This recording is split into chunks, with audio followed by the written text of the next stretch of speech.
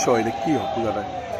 এটা তো দীর্ঘদিন চলে আসে, এটা তীর্থস্থান, বাইরে যা গয়া কাশি যান, এটা গয়া কাশির মতন হবে, এটা পিণ্ডদান করে ঠাকুর টাকুর থাকে, কামানা টামারা অস্থিক বাসা, এরপরে না পূজা পাঠ হয়, ভক্তরা প্রসাদ প্রসাদ দেওয়া হয়, এটা দীর্ঘদিন চলে আসে, ছোটোবেলা থেকে দেড় মনে।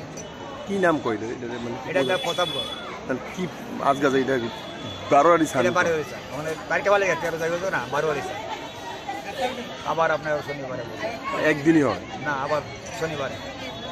এটা হলো বান্নির সাল, এটা আমরা ছোটোবেলা দেখে আসছি।